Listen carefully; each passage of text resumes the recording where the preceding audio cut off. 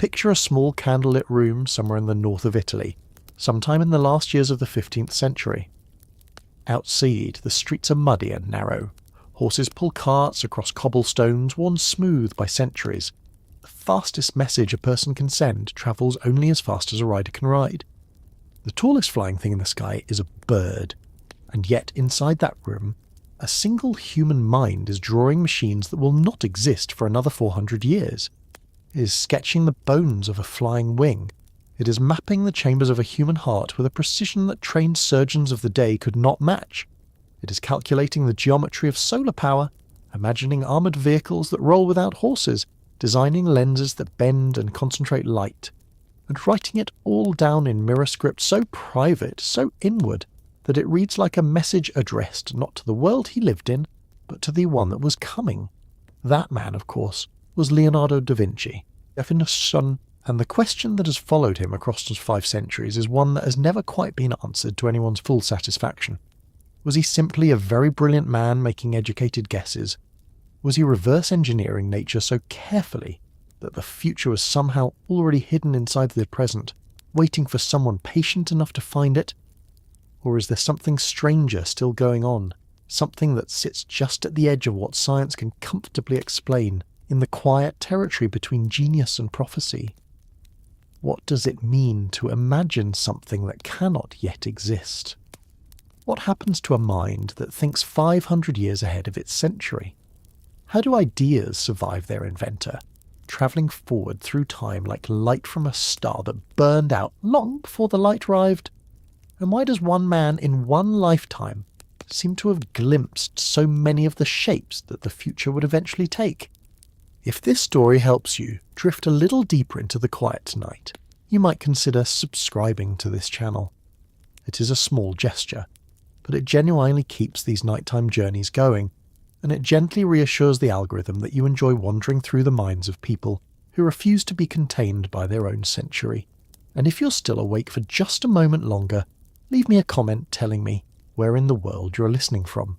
I read those comments like tiny stars on a map, each one marking another sleepy traveller somewhere out there in the dark.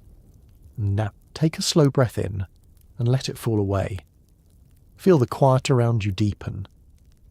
Let the edges of your day blur and soften, the way candlelight softens the corners of a stone room at the end of a long night. Make yourself comfortable wherever you are. There is nowhere else to be right now. Nothing else to think about. Only this.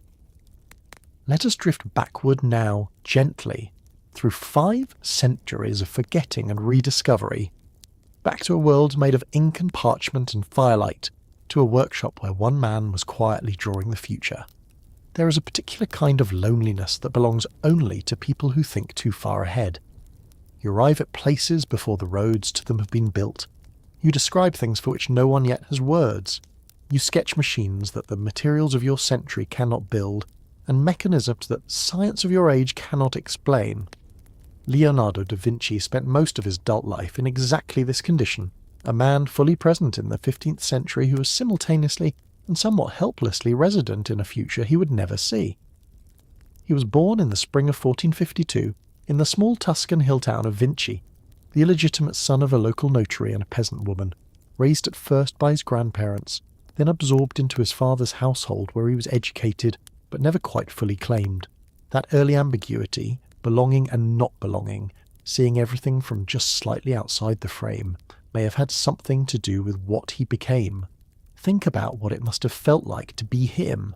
You're standing in a world lit by candles and warmed by open fire, a world where the fastest thing alive is a horse, where the sky belongs entirely to birds, where the interior of a human body is still largely a matter of guesswork and inherited assumption.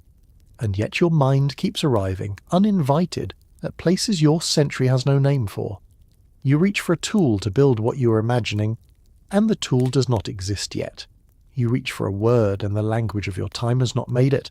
So you invent your own language, your own shorthand, your own private vocabulary of symbols and diagrams, and you write it all down, in reverse, right to left, in a hand that can only be read in a mirror. Leonardo was not formally educated in the way that scholars of his day understood education. He did not attend a university. He did not study Latin until late in his life. He taught himself mathematics, engineering, anatomy, geology, optics, acoustics, botany, and cartography. By the same method he applied to everything.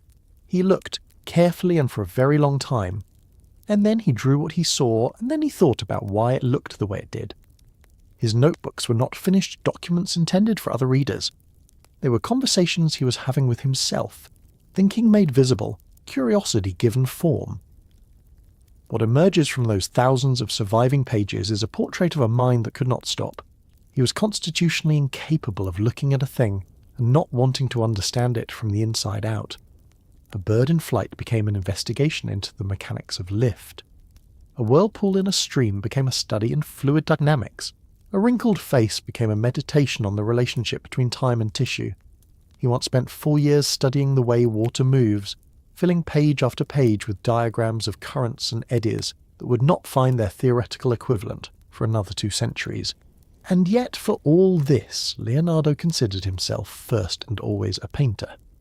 He called painting the most noble of all the sciences, not because it was decorative, but because it required you to understand what you were looking at deeply enough to recreate it, to comprehend light and shadow and perspective and proportion and the subtle mechanics of expression. He believed that the eye, properly trained, was the most reliable instrument of knowledge available to human beings. Everything else, all the engineering and anatomy and geology, grew from that single conviction. He was a painter who took the discipline of looking so seriously that it eventually carried him far beyond painting, into territories that the rest of the world would not enter for centuries. He did not plan to predict the future. He was only, as he would have said himself, paying attention. Somewhere between 7,000 and 13,000 pages of Leonardo's private notebooks still survive. Depending on how you count the fragments, the loose sheets, the folios bound centuries after his death by collectors who understood they were holding something extraordinary. These are not polished manuscripts. They are not books in any conventional sense. They are the interior of a mind, laid open, in all its wandering and obsessive and magnificent disorder. On a single page you might find a detailed anatomical study of a human shoulder, a recipe for a paint varnish, a mathematical proof half completed, a small sketch of a cloud formation, and a grocery list written in the same careful mirror script as everything else. Leonardo wrote right to left, in a hand that can only be read properly in a mirror, a habit he maintained his entire life, and one that has puzzled scholars ever since. Some have suggested he wrote this way to protect his ideas from casual readers, to keep his observations and designs from being stolen by rivals. Others point out that Leonardo was left-handed, and that mirror script would have been easier for a left-handed writer using a quill pen, preventing the smearing of ink. The simplest explanation, maybe the truest one, he was a private man, and his notebooks were his private mind, and perhaps he wrote in a way that would require a little extra effort to decipher simply because he was not writing for anyone else. He was thinking out loud on paper for himself alone. Let yourself imagine holding one of those pages. The parchment is brown with age, the ink faded to a soft sepia, the lines impossibly fine and precise. On one side, a wing, not a bird's wing in any decorative sense, but an engineering diagram, annotated in that slanted backward script, showing the angle of each feather relative to the primary shaft, calculating the ratio of surface area to body weight, noting the exact curvature required to generate lift in moving air. Beside it, almost as an afterthought, a small sketch of a child's face, curious, open, looking at something just off the edge of the page, and underneath both, written as if it were the most natural thing in the world to note, the observation that the sun does not move, and that the earth turns toward it. He wrote that last line roughly 60 years before Copernicus published his heliocentric model of the solar system. It appears in the notebooks as a casual observation, as though it had simply occurred to him one afternoon while he was thinking about other things, which it may well have done. The notebooks were written in Italian rather than Latin, which was itself a quiet act of intellectual independence. Latin was the language of scholars and the church. Italian was the language of craftsmen and merchants and ordinary people. By writing in the vernacular, Leonardo was saying, without quite saying it, that knowledge did not require the gatekeeping of institutions. It was available to anyone who looked carefully enough. When he died in 1519, he left these pages to his devoted pupil Francesco Melzi, with the apparent hope that they would be organised and published. They never were, and for centuries, while the world slowly, laboriously rediscovered everything he had known, the notebooks sat in collections and libraries across Europe, largely unread, patiently holding their secrets in reversed ink. In the middle of the 1460s, Leonardo's father made a decision that would quietly alter the course of history. He arranged for his talented, curious, and almost alarmingly observant teenage son to be apprenticed to one of Florence's most celebrated artists, a sculptor and painter named Andrea del Verrocchio. Florence at that moment was perhaps the most intellectually alive city in the Western world. It was the centre of what we now call the Renaissance, that long, slow reawakening of classical learning, artistic ambition, and scientific curiosity that had been building across Italy for more than a century. The city was filled with thinkers and craftsmen and wealthy patrons who believed, with an almost religious conviction, that the careful study of the human world was the highest possible calling. Into this environment, at the age of 14 or 15, stepped a boy from a small hill town who had already developed the habit of watching everything with extraordinary care. Verrocchio's workshop was itself a kind of university, one organised around making rather than reading. It produced paintings and sculptures, yes, but also metalwork, bells, armour, theatrical sets, and mechanical devices for public pageants. To work there was to move constantly between disciplines, to understand that the same mind that could paint a convincing rendering of cloth could also calculate the load-bearing capacity of a bronze casting. Leonardo thrived in this environment, with an immediacy that suggested he had been waiting for exactly this kind of place. Florence itself was his second education. The city was threaded through with the Arno River, and Leonardo spent hours on its banks watching the water. The hills surrounding the city offered a view of geology, of the way erosion shaped landscape, of the relationship between water and stone over long stretches of time. The light in Tuscany has a particular quality, golden and slightly hazy in summer, clear and sharp in winter, and Leonardo's notebooks from this period are filled with observations about the way light behaves under different atmospheric conditions, observations that would eventually find their way into the sfumato technique that made his paintings feel as though they were lit from within. He was also absorbing something less tangible from Florence, the permission to be curious. The intellectual culture of the city, shaped by wealthy patrons like Lorenzo de' Medici who genuinely believed that the arts and sciences were continuous with one another, created an atmosphere in which a painter could legitimately spend his afternoon studying the flight of birds or the growth of plants without anyone suggesting he was wasting his time. This was not a small thing. In most of Europe at that moment, knowledge was organised and guarded by institutions, the church and universities, each with their own hierarchies and their own limits on what was permissible to question. Florence was, at least for a brief and remarkable period, somewhat different. It was here too that Leonardo encountered, for the first time, a community of people as obsessively interested in the visual world as he was. Painters and sculptors debated perspective and proportion with the intensity of mathematicians arguing over proofs. The question of how to represent three-dimensional space on a two-dimensional surface was, for them, genuinely urgent, and the answers they were working out were mathematical as much as artistic. Leonardo absorbed all of it and pushed further, not content to apply the rules that others had established, but needing to understand, from the first principles, why those rules worked. Long before Leonardo drew a single flying machine or mapped a single anatomical structure, he trained himself in something more fundamental and more rare, the art of seeing, not glancing, not noticing in passing, but the slow, total, almost meditative act of looking at a thing until you understand it from the inside out. He watched water for years. He filled pages with the behaviour of currents, the way a river bends around an obstacle, the spiralling geometry of a whirlpool, the way a wave breaks and draws back and leaves a momentary record of itself in wet sand. He watched birds, he watched flames, he watched the way light moves across a curved surface at different hours of the day, how a shadow changes its quality depending on whether its source is near or far. This was not idle observation. It was something closer to what we would now call empirical science, a method of inquiry built entirely on evidence gathered directly from the world. Let yourself settle into this for a moment. Picture the quality of stillness that kind of looking requires.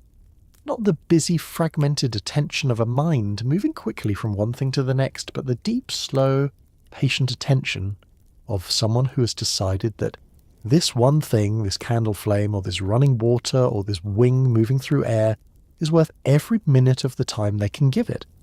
That is the discipline Leonardo practiced, not as a spiritual exercise, but as a method of understanding. And it is arguably the single most important thing he did, the thing from which everything else followed. He wrote in his notebooks that the first duty of a painter was to make the flat surface appear to contain what is round and what is remote. To do that convincingly, you had to understand how light actually behaved, not how tradition said it behaved, or how earlier painters had rendered it, but how it actually moved across surfaces, how it softened at edges, how it changed colour with distance, how it revealed the texture of what it touched. This required the kind of looking that has no end point, because light is never the same twice. From this discipline of observation grew a methodology that was, in most of its essentials, scientific before science in the modern sense had been invented. Leonardo did not simply observe. He asked why. He formed hypotheses. He designed what we would now call experiments. He tested his ideas against what he could see, and when what he saw contradicted what he had assumed, he changed his assumptions rather than adjusting his observations to fit them. This last part, this willingness to let evidence override expectation, is perhaps the rarest and most valuable intellectual habit a person can develop, and Leonardo possessed it almost completely. There is a passage in his notebooks where he writes that those who are in love with practice without knowledge are like the sailor who gets into a ship without a rudder or compass, and who can never be certain where he is going.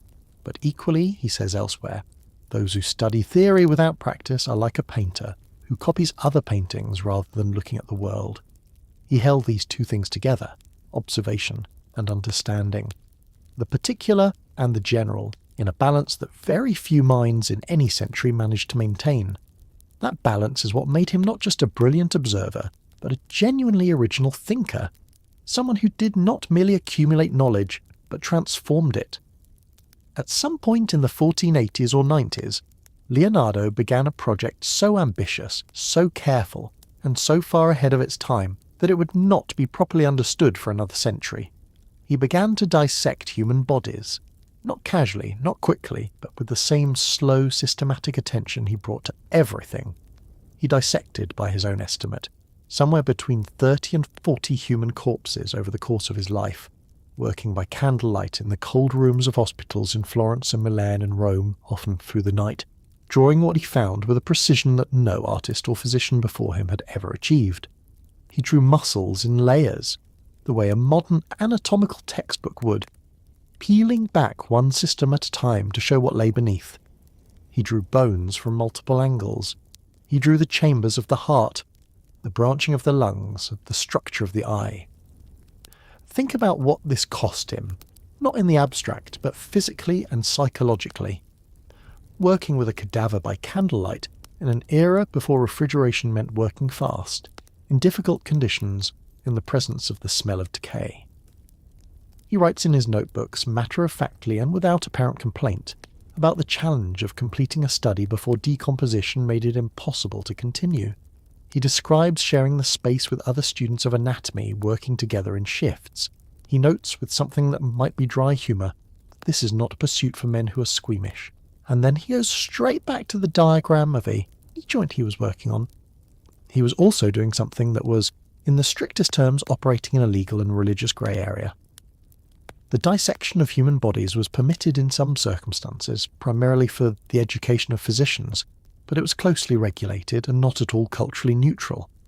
The body, in the theology of his time, was sacred, destined for resurrection, and the cutting of it after death carried a weight of taboo that Leonardo appears to have simply decided to override in the name of understanding. What he found inside the bodies he studied did not match what the medical authorities of his day said should be there.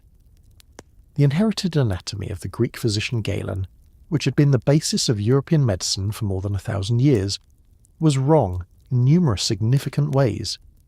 Galen had mostly dissected animals and extrapolated to humans, and the errors had been carried forward for centuries by scholars who trusted the text more than they trusted their own eyes. Leonardo, who trusted his eyes more than anything else in the world, kept finding discrepancies, and he recorded them. His anatomical drawings remain, 5 centuries later, among the finest ever made, not just as art, although they are extraordinarily beautiful, but as scientific documents. They show with a clarity that has not been surpassed the structure of the human shoulder, the branching of the coronary arteries, the layers of the abdominal wall, the mechanics of the spine. A modern anatomy textbook and a Leonardo notebook open to the same subject contain essentially the same information, rendered by different tools in different centuries, separated by 500 years of accumulated medical knowledge that Leonardo, working alone by candlelight, managed to compress into a single remarkable life.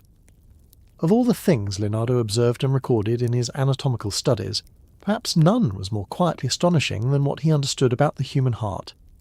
In an age when the prevailing medical theory, inherited from the ancient Greek physician Galen, held that blood was produced in the liver and consumed by the body rather than circulated, Leonardo looked at a heart and saw something different. He studied the valves, he built glass models to watch how fluid moved through them. He noticed that the aortic valve opened and closed in a spiral, and he sketched the fluid dynamics of that motion with a precision so extraordinary that modern cardiologists looking at his drawings 5 centuries later have confirmed that he got it right. He described a mechanism that mainstream medicine would not officially discover for another 100 years, a quieter revolution than the ones fought in courts and on battlefields, but perhaps a more lasting one. Let yourself hold this for a moment. The year is somewhere around 1510. You are Leonardo, working in a cold room in Milan or Rome, candlelight throwing long shadows across the wall. In front of you is a human heart, stilled and removed from the chest that once held it. You're working carefully, methodically, drawing what you see with the fine-point pen that rarely leaves your hand. And what you see in the structure of those valves, in the geometry of how they open and close, in the way the blood must move through them, is something that the physicians of your time, trained in ancient texts and inherited theory, have not understood and will not understand for another century. William Harvey, the English physician who is credited with formally describing the circulation of blood, published his findings in 1628, more than 100 years after Leonardo made these observations. Harvey's work was a revolution in medicine, the kind that reshaped everything that came after it. Leonardo had arrived at the same place, through the same method of direct observation, and then the page had gone into a notebook that no one organised and no one published, and the revolution had to happen all over again without him. His notes on the heart also reveal something else. He understood in broad terms that the heart was a pump, not a mystical organ connected to the soul, as tradition insisted, but a mechanical device, a system of chambers and valves and muscular walls designed to move fluid through a closed loop. He wrote about the relationship between the force of the heartbeat and the pulse felt at the wrist. He observed that the walls of the heart were muscular, that the muscle contracted to push the blood outward, and that the valves prevented it from flowing backward. He was describing cardiac physiology in terms that remain accurate and useful for centuries. There is something both triumphant and melancholy about this. The knowledge was real, the observations were correct, the drawings were among the most precise anatomical illustrations ever made, and for 500 years, almost none of it reached the people who needed it, the physicians and scientists who were slowly, painfully working their way toward this same understanding through other paths. Leonardo was not the only person to think ahead of his time, but he may be the clearest example we have of what happens when genuine knowledge fails to find its moment, when the ideas are all there, complete and correct and waiting, and the world simply is not ready to receive them. There is a drawing in one of Leonardo's notebooks, a sketch of a device he called the ornithopter, a machine with articulated wings designed to be strapped to a human body and flown by the muscular effort of the pilot. It is not the most aerodynamically sophisticated thing he ever designed. It is also not the most important, but it is perhaps the most revealing, because it shows you exactly where Leonardo began when he thought about flight. He began, as he always began, with nature. He watched birds with the same patient intensity he brought to water and light and the human body. He filled pages with observations about wing geometry, about the angle of a feather, about the way a bird uses its tail as a rudder, about the subtle difference between soaring and flapping flight, about the role of air pressure in lift long before anyone had a formal theory of air pressure at all. Picture him on a hillside outside Florence, late in the afternoon, the city spread out below him in the hazy Tuscan light. He has been here for hours, lying on his back in the grass, watching a hawk work the thermals rising from the warm stone of the valley. He's not watching the way most people watch a bird, with vague pleasure or passing curiosity. He's watching the way an engineer watches a machine he's trying to reverse engineer, noting the exact angle of the wingtip as the bird banks, the way the tail spreads and tilts to control direction, the precise moment when the wings stop flapping and settle into a glide, and what changes in the bird's posture at the boundary between those two modes of flight. He was working towards something real. His notebooks on flight are not fantasy. They are full of specific aerodynamic observations, many of which are correct. That a wing generates lift by accelerating air over its upper surface, that curved surfaces are more effective than flat ones, that tail configurations affect stability, that a pilot needs to be able to shift their centre of gravity to control direction. These are the foundational principles of aviation, understood by Leonardo in the late 1500s, not through mathematics or formal physics, neither of which existed yet in the forms required, but through observation alone. His ornithopter designs were not ultimately flyable. The problem was energy. No human being can generate the power-to-weight ratio required to lift themselves off the ground by flapping mechanical wings, a fact that Leonardo eventually seems to have suspected, though he never quite abandoned the idea. But his later designs moved in a different direction, toward fixed wings and gliding, toward the idea of using air currents rather than brute muscular force. Some of his wing geometries are remarkably close to those of early 20th century gliders, not because he saw the future, but because he understood the present, understood what the air required of anything that moved through it, and drew accordingly. The Wright brothers, who succeeded where Leonardo could not in December of 1903, were also, in their own way, systematic observers working from nature and experiment rather than theory. There is a line of method connecting them, across 4 centuries, more than a line of design. They all began by watching birds.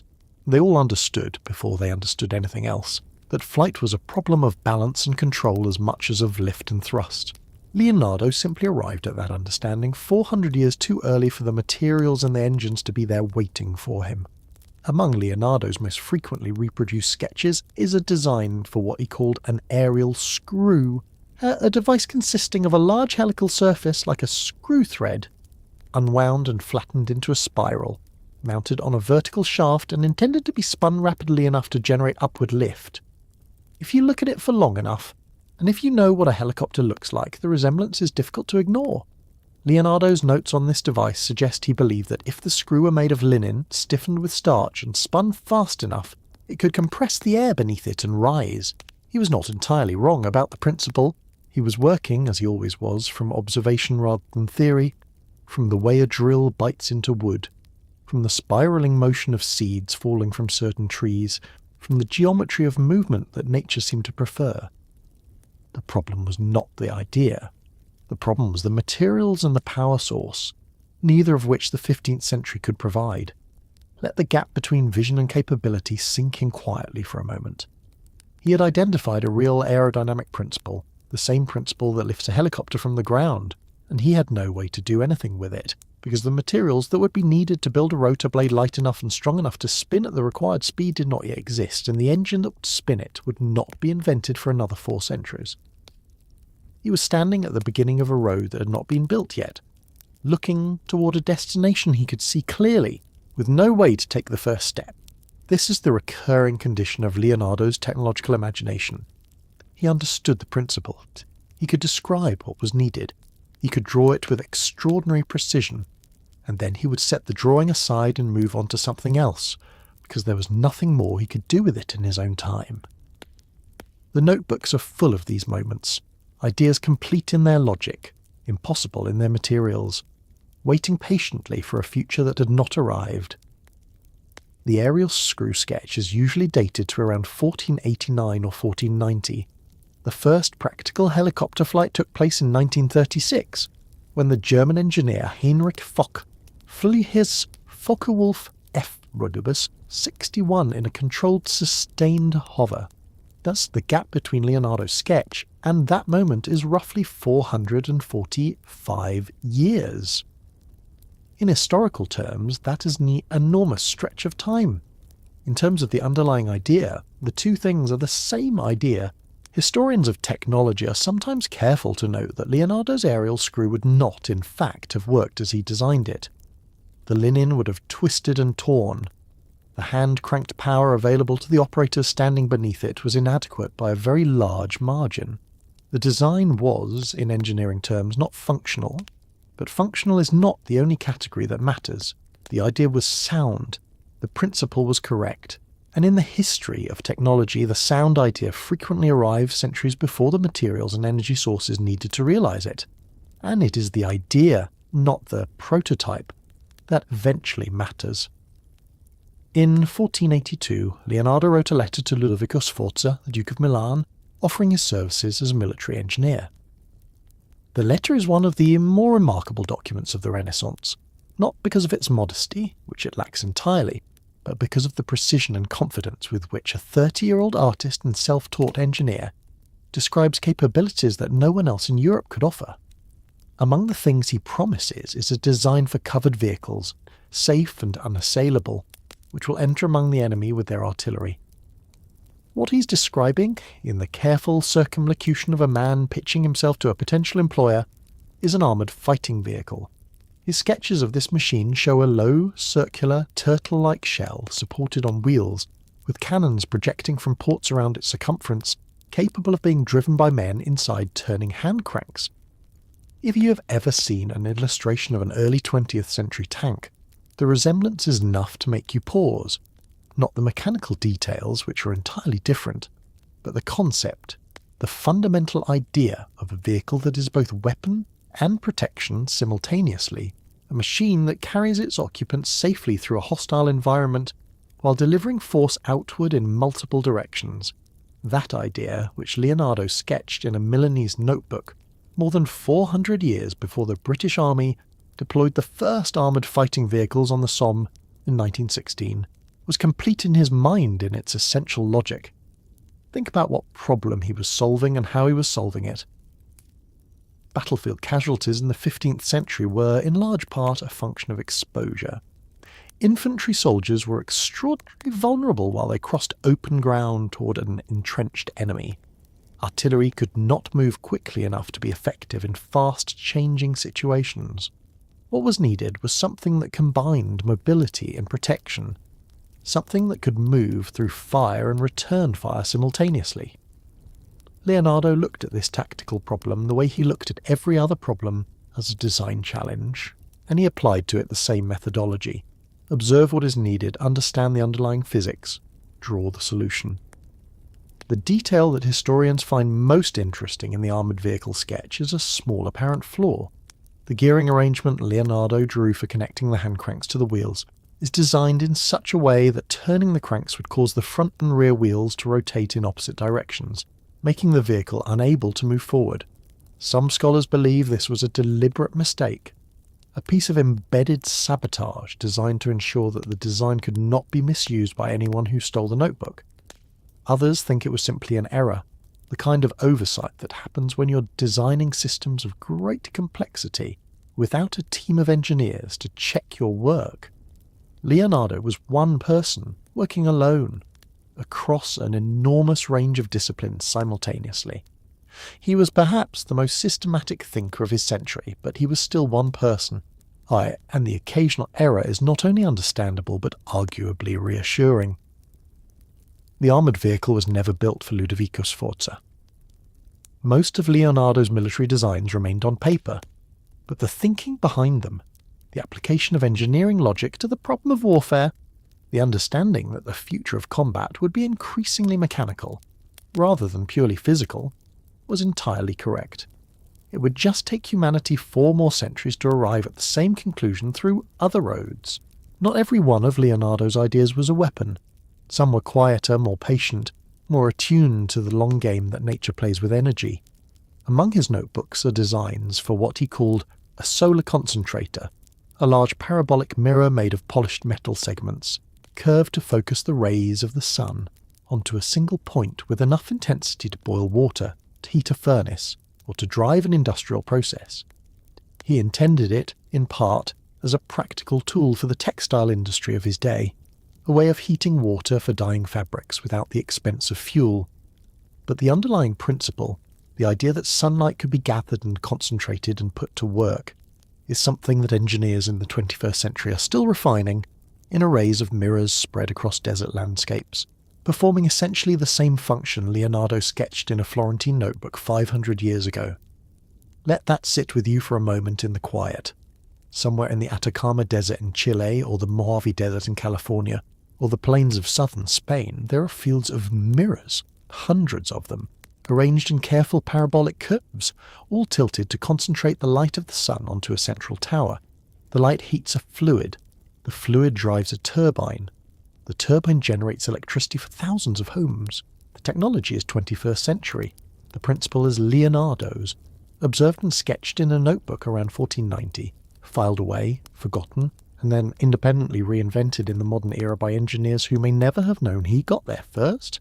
He understood that sunlight was a form of energy, that energy could be moved and concentrated as well as used where it fell, and that the geometry of a curved mirror determined how effectively that concentration could be achieved. His designs show a sophisticated grasp of parabolic geometry, of the relationship between the focal length of a curved surface and the intensity of the light it could gather. He calculated the curvature required to achieve useful concentrations of heat and designed a grinding machine to produce mirror segments of the required precision, understanding that the effectiveness of the concentrator would depend entirely on how accurately each segment reflected light to the same point. He was thinking about energy in a way that was centuries ahead of its context. In the late 1500s, the primary fuel sources were wood, charcoal, and animal labour. The idea that the sun could replace them, that its light could be harvested and redirected the way water could be channeled, was not part of any mainstream intellectual framework, and yet Leonardo arrived at it. Not through a grand theoretical leap, but through the same patient process he applied to everything. Observe what is available, understand how it works, design a system that puts it to use. The concave mirror design is also interesting for what it reveals about Leonardo's relationship to practicality. He was not only dreaming, he was trying to solve real problems for real clients. The textile industry of northern Italy was energy intensive, and fuel was expensive. A device that could generate useful heat from sunlight for free was not a fantasy in his mind. It was a business proposition, a practical tool he genuinely believed could be built and used. The 5 centuries between his sketch and the modern solar thermal plant are a long gap, but the intention, to make sunlight do work, was always practical rather than visionary. He was just, as usual, working in a moment that was not yet ready for the solution he had found. In the year 1502, the Sultan of the Ottoman Empire, Bayezid II, issued an unusual invitation. He was looking for an engineer capable of building a bridge across the Golden Horn, the wide inlet that separates the old and new parts of Constantinople. The bridge he needed was enormous by the standards of the time, something in the range of 240 metres, far longer than any stone bridge then standing anywhere in Europe. Leonardo responded with a proposal. His design was a single-arch bridge of breathtaking elegance, flattened and elongated in a way that distributed the load so efficiently that it required no buttresses, no piers rising from the water, nothing beneath it but air and geometry. The Sultan did not build it. The proposal was set aside, filed away, forgotten. But in 2001, a Norwegian artist built a scale model of Leonardo's Golden Horn Bridge design, and it held. The geometry was sound. Let that settle for a moment. 500 years passed between the drawing and the proof.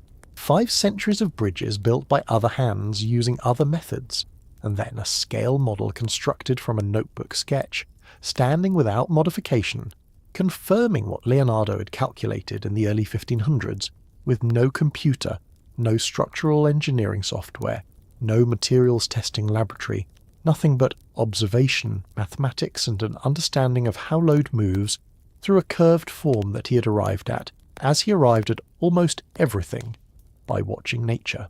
The arch as a structural form was not Leonardo's invention. The Romans had used it with extraordinary sophistication, and their bridges and aqueducts were still standing across Europe in his lifetime, some of them more than 1,000 years old. What Leonardo understood, and what his Golden Horn design demonstrated, was how to push the arch to its geometric limits, how to flatten and elongate it beyond what traditional builders considered stable, and why that extended form, counterintuitive as it seemed, was actually more efficient at distributing stress than a conventional semicircular arch. He arrived at this understanding through the same method he applied to bones and wings and water, by looking at the forms nature used when it needed to span a space or support a weight. The curve of a shell, the arch of a rib cage, the way a tree root spreads to distribute the force of the trunk above it. Nature, he observed, almost never used the straight line when it needed to carry a load. It used the curve, and it varied the curve depending on the specific demands of the specific situation. Leonardo was applying that lesson to stone. The bridge he proposed for Constantinople was not built because the Sultan, after some consideration, concluded that the project was too ambitious and too expensive, and possibly because he doubted that a Florentine painter, however gifted, could be trusted to deliver what he promised. It was a reasonable hesitation in context. The bridge would have been unlike anything standing in the world at that time, and unlike anything that would stand for several centuries after. That alone was enough to make it seem implausible. What the story of the Golden Horn Bridge reveals, more than almost anything else in Leonardo's catalogue, is the relationship between vision and trust. The vision was sound, the mathematics were correct. The geometry, as the 2001 scale model confirmed, was entirely workable. What was missing was not knowledge but confidence, the willingness of the people who held the purse strings to believe that something unprecedented could also be something real. It is a gap that has separated many ideas from their realization across many centuries, and Leonardo encountered it repeatedly, quietly, without apparent bitterness, and moved on to the next drawing. Of all the subjects Leonardo studied across his long, restless, wandering life, there is one that returned to him again and again with something close to obsession: water. He filled thousands of pages with observations about it. He drew currents and eddies and the way water moves around obstacles with a mathematical precision that would not find its formal theoretical equivalent for another 2 centuries. He understood from watching that water moves in spirals, that turbulence is not random but patterned, that the energy of a current is conserved and redirected rather than destroyed. He designed canal systems, flood control mechanisms, portable bridges, devices for walking on water, and machines for dredging harbours. He imagined diving suits, breathing apparatus, and webbed gloves for swimming. He was, in the language of a later century, a hydraulic engineer of the first order, working entirely from observation in an age before calculus had been invented to describe what he was seeing. Picture him at the edge of the Arno on a grey morning in Florence, lying flat on the riverbank with his face close to the water's surface, watching a submerged stone deflect the current. The stone is not large. The deflection it creates is subtle, but in that deflection, in the precise geometry of the spiral that forms downstream of the obstacle, there is information about how force moves through a fluid, about the conservation of momentum, about the relationship between velocity and pressure. He is not thinking in those terms yet. Those terms do not exist yet. But he is seeing the thing those terms will eventually describe, and he is drawing it, carefully and without hurry, in the notebook he carries everywhere. His drawings of water turbulence are among the most technically remarkable things he ever produced. They look, to a modern eye trained in fluid dynamics, almost like computer-generated visualizations, the kind produced by computational modelling software to show how airflow behaves around an aircraft wing, or how blood moves through a narrowed artery. The spiral patterns Leonardo drew by hand, in ink, from direct observation, matched the mathematical descriptions of turbulent flow that would not be formally developed until the 19th and 20th centuries. Physicists who have studied these drawings have noted more than once that he was not just capturing the surface appearance of turbulence, he was capturing its underlying structure. He also understood in practical terms what water could do to a city. He spent years working on flood control projects for the Arno, which flooded Florence regularly and catastrophically. He proposed rerouting it. He designed levee systems and diversion channels. He calculated the volume of water carried by the river in flood conditions and the engineering requirements for containing it. Some of his proposals were not acted on. Florence flooded catastrophically again in 1966, and historians of engineering have occasionally noted, with a certain rueful quality, that several of the defensive measures eventually adopted after that flood bear a resemblance to proposals Leonardo had made 450 years earlier. He was also drawn to water philosophically, in a way that is harder to categorize. He wrote about it with something approaching reverence, calling it the driver of nature, the element that connects all living things. He observed that blood moved through the body the way water moved through the earth, that rivers were the veins of a living landscape, that the cycle of evaporation and rain was a form of circulation no different in its essential logic from the circulation he was mapping inside the human chest. He was not making a metaphor. He believed these systems were genuinely analogous, that nature repeated its solutions at every scale, and that understanding water was a way of understanding something fundamental about how life organized itself in the world. There is a passage in Leonardo's notebooks where he describes the eye as the window of the soul and the principal means by which the understanding can most fully appreciate the infinite works of nature. He was not speaking poetically, or not only poetically. He spent years studying the anatomy of the eye, the structure of the lens, the way the pupil contracts and dilates, the geometry of how an image forms on the retina. He understood, centuries before the formal science of optics caught up, that the eye and a camera obscura operate on the same fundamental principle, that vision is a physical process governed by the behavior of light, not a mysterious spiritual emanation.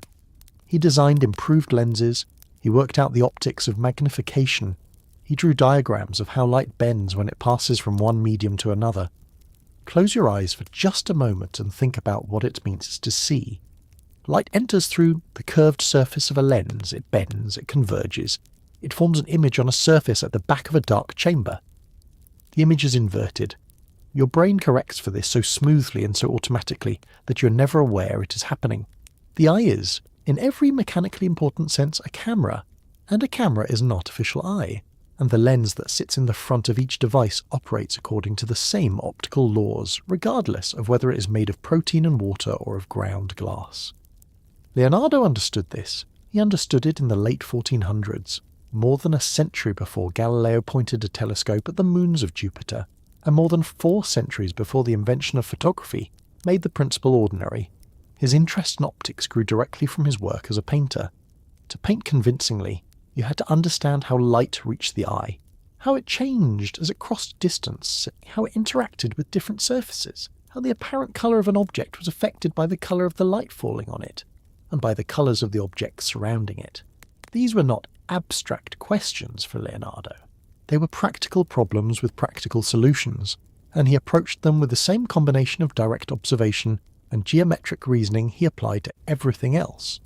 He designed a form of contact lens, a glass vessel filled with water that could be held directly against the eye to correct its focusing. He described in detail how a grinding wheel could be used to produce lenses of precise curvature. He understood that different curvatures produced different focal lengths, that a convex lens brought distant objects closer, while a concave lens pushed near objects further away, and that combining lenses of different curvatures could produce effects that neither alone could achieve. The telescope and the microscope, both invented in the early 1600s, were built on exactly this understanding. What is particularly striking about Leonardo's optical work is how consistently it connects his different interests. His anatomical study of the eye informed his design of corrective lenses, which informed his understanding of perspective in painting, which informed his observations about how light behaved in the atmosphere, which connected to his interest in astronomy and the question of whether the moon generated its own light or reflected the sun's, which he correctly concluded was the latter, again ahead of the formal scientific consensus of his day. His mind did not organize knowledge into separate disciplines and then work within each one separately. It moved continuously across the boundaries between them, finding connections that specialists, confined to their own domains, were less likely to see. In the wake of a devastating plague that swept through Milan in the 1480s and killed perhaps a third of the city's population, Leonardo sat down and designed a new kind of city.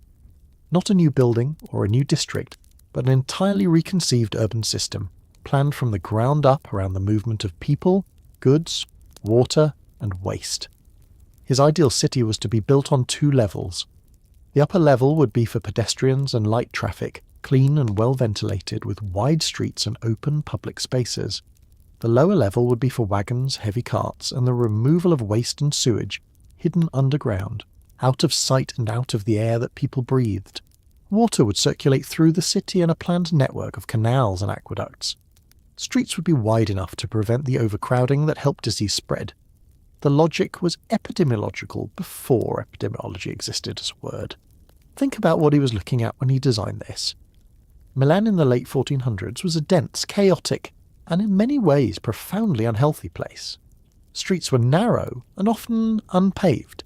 Animals lived alongside people. Human waste and animal waste shared the same channels, which were also the water sources. The air in the crowded quarters of the city was, by any modern standard, extremely poor.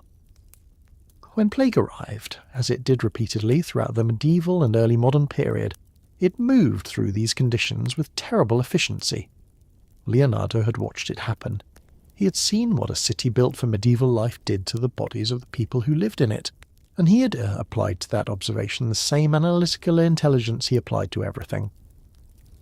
His proposed city was also designed around a specific population limit.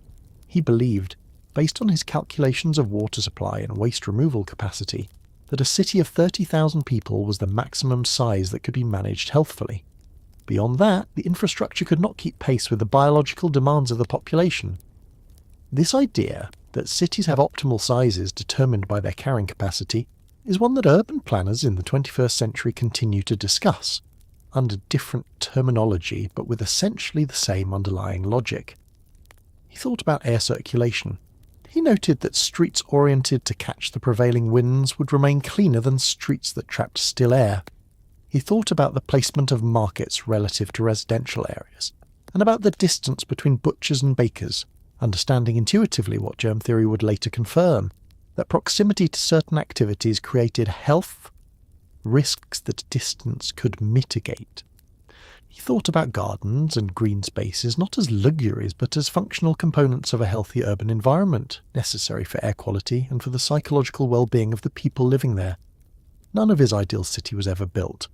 Ludovico Sforza, to whom the proposal was addressed, was interested in the concept but not sufficiently interested to undertake the enormous expense and disruption that rebuilding Milan along these lines would have required, so the proposal went into the notebooks, alongside the flying machines and the anatomical drawings and the solar concentrator, a complete and workable solution to a problem that the world was not yet organised to implement. The cities of the 21st century, with their separated pedestrian and vehicle levels, their planned water and sewage systems, their green corridors and ventilation studies and population density calculations, are not descended from Leonardo's sketch. They are the product of centuries of incremental urban development, public health crises, engineering advances and hard-won policy changes, but the sketch is there, dated to the 1480s, containing essentially the same ideas, arrived at by one man thinking carefully about what a city needed to do in order to keep the people inside it alive. Leonardo played the lyre with what contemporaries described as extraordinary skill, and he thought about music the way he thought about everything else, as a physical phenomenon whose behaviour could be observed, described and understood.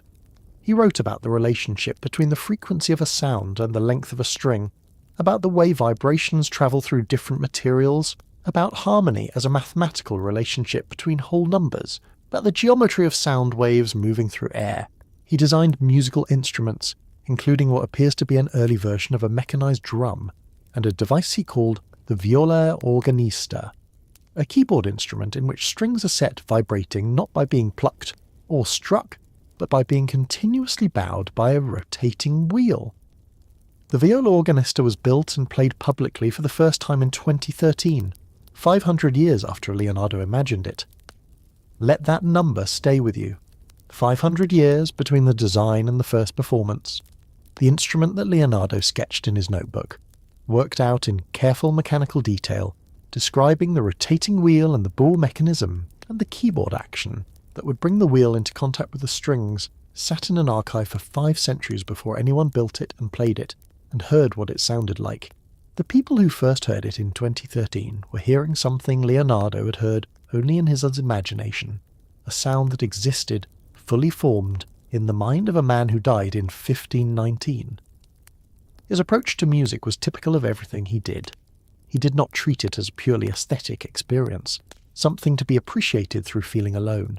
He treated it as a phenomenon with a physical explanation, a set of vibrations propagating through a medium, governed by mathematical relationships that could be discovered, described, and manipulated. He understood that pitch was a function of frequency. That frequency was determined by the length and tension of a vibrating string, and that the intervals between notes that human beings found harmonious corresponded to simple whole number ratios. This is the mathematics of music that Pythagoras had described in ancient Greece, but Leonardo extended it, connecting it to his broader understanding of wave motion and the behaviour of vibration in physical systems. He was also interested in acoustic architecture, in the question of how a room's shape affected the quality of sound within it. He made observations about echo and reverberation, about the way sound reflected from hard surfaces and was absorbed by soft ones, about the difference in acoustic behaviour between a stone church and a fabric-draped hall. These observations anticipate the modern science of architectural acoustics, the discipline that determines how concert halls and recording studios are designed, by several centuries. The viola organista itself is a remarkable object to think about. The instrument Leonardo imagined uses a keyboard to control a mechanism that brings a continuously moving bow into contact with strings of different lengths, producing a sustained tone that a conventional plucked or struck instrument cannot maintain. The sound is something between a cello and an organ, rich and continuous, capable of long melodic lines without the interruption of a plucked attack. When it was finally built and played in the 21st century, musicians described the sound as unlike anything else they had heard, at once ancient and strangely modern, as though it had arrived from a different timeline, which, in a sense, it had. It was an instrument designed for a future that had not yet learned to build it, played at last in a century whose technology had finally caught up, with a sketch 500 years old. There is something in that, something about the patience of ideas and the long journey between conception and realization that is worth sitting with, quietly in the dark. Long before the science of geology had a name, Leonardo was reading the rock. He looked at the layers of sediment exposed in riverbeds and cliff faces, and understood that they recorded time, that each stratum represented a period of deposition, that the fossils embedded in stone were the remains of creatures that had lived in seas that no longer existed in those places. He argued, against the prevailing opinion of his day, that the marine fossils found in the mountains of northern Italy had not been placed there by the biblical flood, but had accumulated slowly over vast periods of time at the bottom of ancient seas, and that the mountains themselves had risen slowly, over durations that the human mind struggled to hold. He was describing deep time, the geological concept that would not be formally articulated until the 18th and 19th centuries, working entirely from observation and inference. Imagine standing on a hillside in the Italian Alps, somewhere above the tree line, and finding in the grey limestone at your feet the coiled shell of an ancient marine creature, perfectly preserved, a snail that lived at the bottom of an ocean that dried up long before the mountains it now rests in had risen high enough to catch snow. This is not a rare or exotic discovery. You can find such things throughout the Alps and the Apennines, and people in Leonardo's time found them regularly. The question was what they meant. The orthodox answer, the one supported by theological tradition, and accepted by virtually everyone in the late 1400s, was that these fossils were relics of Noah's flood, creatures that had been lifted to the mountain tops by the rising waters and left there when the waters receded. It was a coherent explanation within its own framework. Leonardo looked at it and found it inadequate. Not on theological grounds, he was careful not to frame his disagreement in terms that would invite the attention of the church, but on purely practical ones. If the fossils had been deposited by a single flood, he reasoned, they would be distributed evenly through a single layer of sediment. But that was not what he observed. The fossils appeared at multiple different levels within the rock, separated by layers of different composition, each layer representing a different period of deposition under different conditions. Some layers were sandstone, indicating a high-energy environment like a riverbed or a shallow coastal sea. Others were fine-grained limestone, indicating a calm, deep-water environment. The sequence of layers told a story of changing conditions over long stretches of time, a story that a single flood could not account for. He also looked at the fossils themselves and noticed that many of them were intact, undamaged, positioned in the rock in ways that suggested they had settled gradually to the seabed rather than being violently deposited by a catastrophic flood. Delicate shells that would not survive the turbulent conditions of a flood in recognizable form were preserved with their finest structures intact. This was evidence, he argued, of slow, gentle deposition over time, not of sudden catastrophe. What Leonardo was describing, in language constrained by the intellectual and theological context of his time, was the fundamental principle that geologists would not formally articulate until James Hutton published his theory of the Earth in 1788, 270 years later. The idea that the present is the key to the past, that the geological processes visible today, sedimentation, erosion, the slow movement of the Earth's surface, are the same processes that produced the record preserved in rock, and that reading that record requires accepting that enormous spans of time have passed.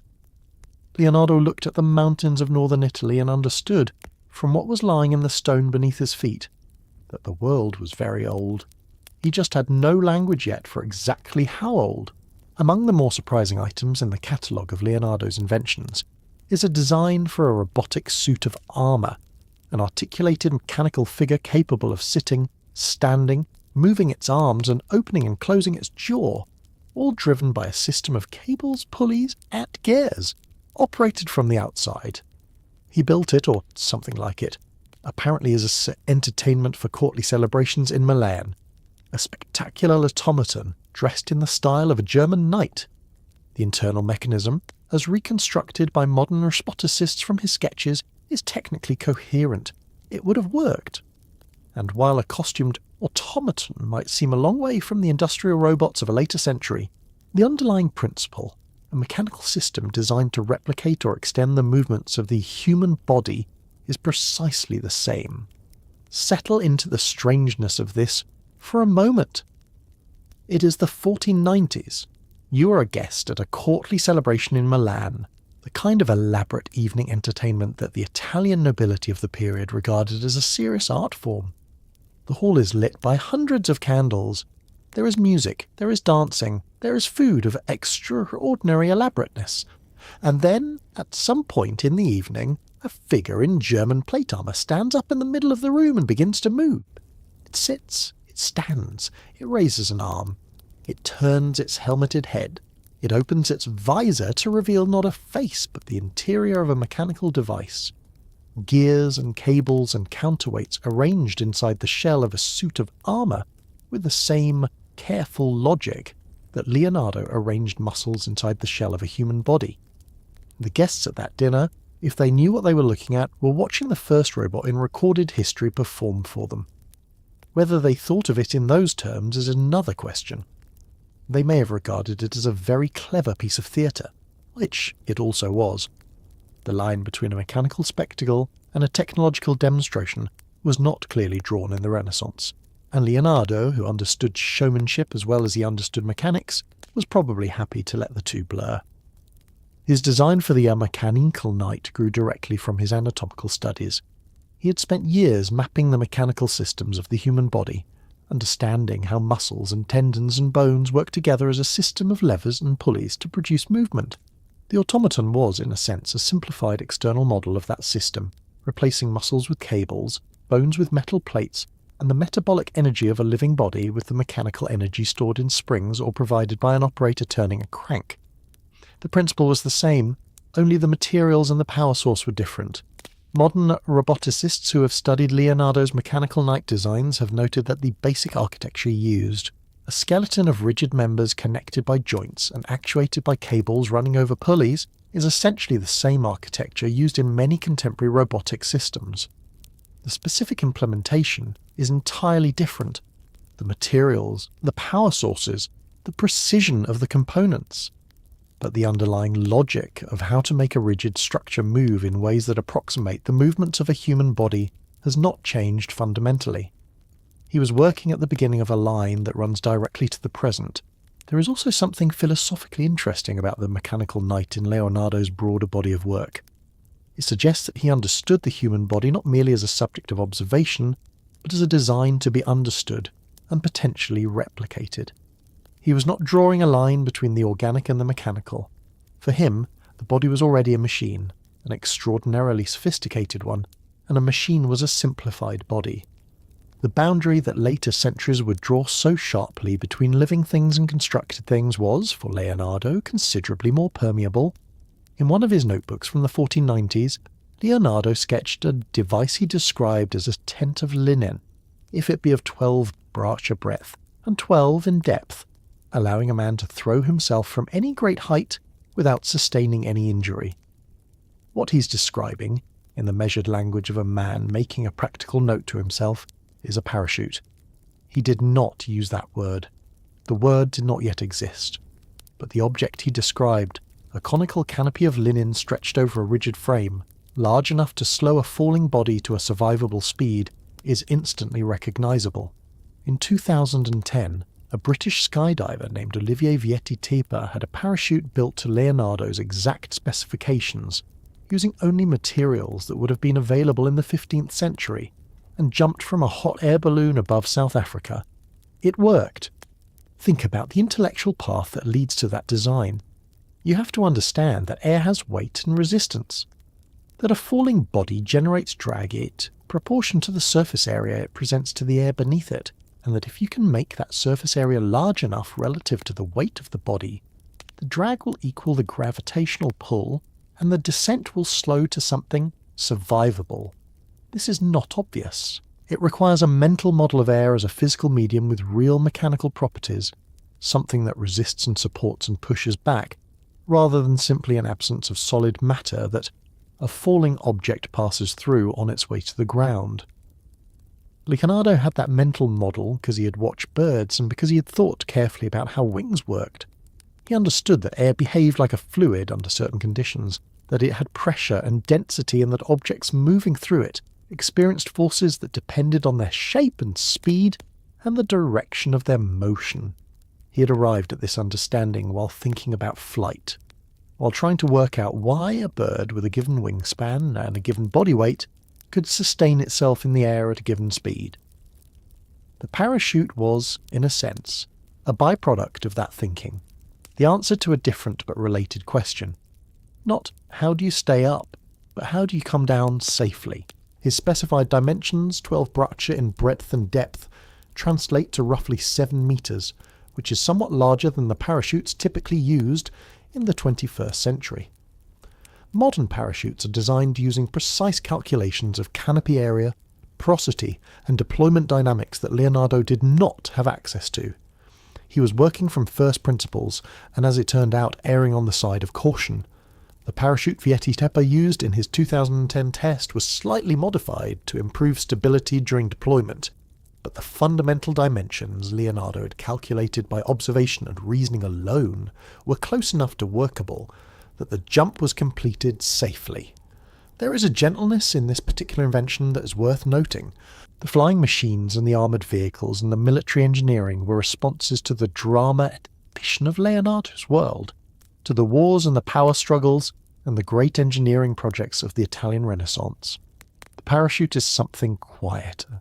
It is at its core a device for preserving a human life, for catching a falling person and bringing them safely to Earth.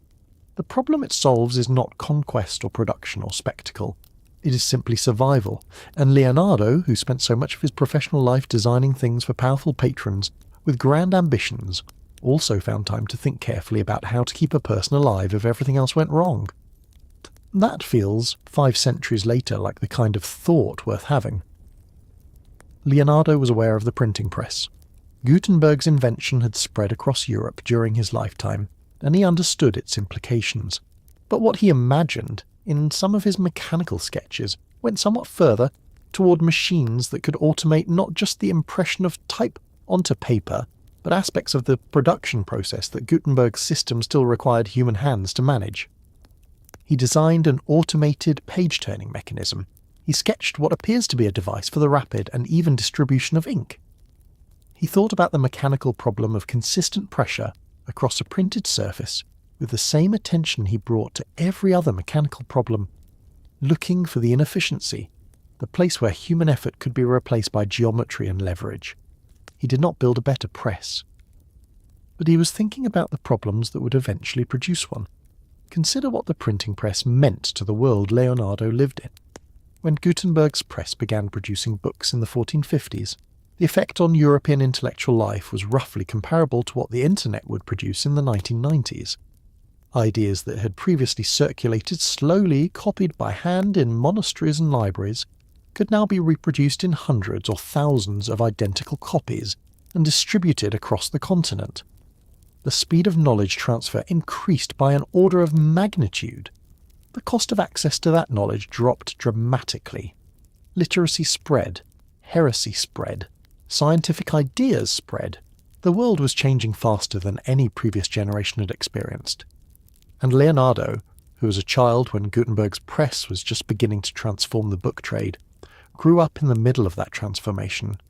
He also had a deeply personal relationship with the problem of knowledge transmission, because his own notebooks were a kind of failed transmission. He had amassed an extraordinary body of knowledge and observation across decades of careful work, and he had never found a satisfactory way to share it with the world. He had intended, at various points in his life, to organize his anatomical studies into a publishable treatise, to compile his observations on water into a systematic book, to prepare his mechanical designs for distribution. None of these projects were completed. The knowledge stayed locked in the notebooks, in Miro script, accessible only to those who could read Italian in reverse and who had access to the physical pages. He thought about mechanisms for producing illustrations at scale, understanding that a written treatise without accurate images was of limited use in conveying visual and spatial information. He experimented with engraving and etching, techniques that could reproduce drawings reliably across multiple copies. He understood that the limiting factor in the spread of technical and scientific knowledge was not just the reproduction of text, but reproduction of images, of diagrams and anatomical drawings and engineering sketches, and that solving that problem was as important as solving the problem of text reproduction. The machines he sketched for automating parts of the printing process were not revolutionary in any single detail. They were extensions and refinements of existing technology, improvements in efficiency rather than changes in principle. But the habit of mind they represent, the systematic attention to where human effort could be mechanized and standardized, the search for the bottleneck in a production process and the design of a mechanism to eliminate it, is the habit of mind that drives every subsequent advance in manufacturing technology. It is the habit of mind that produces eventually the Industrial Revolution. Leonardo did not cause that revolution, but he was practicing in his notebooks the mode of thinking that would eventually make it possible. It would be easy, and it is tempting to make Leonardo into something more than a man. To look at the helicopters and the tanks and the solar concentrators and the anatomical precision and conclude that he must have had access to some knowledge that the rest of his century lacked, some channel to a future he should not have been able to see. But the more careful and more honest account is stranger and more interesting than that. Leonardo did not predict the future. He understood the present with such unusual depth, and he trusted what he observed so completely that his conclusions often pointed in directions that the rest of human knowledge would not reach for centuries. He was not working from revelation. He was working from method. The method was patient, empirical, drawn from nature, and almost entirely self-invented.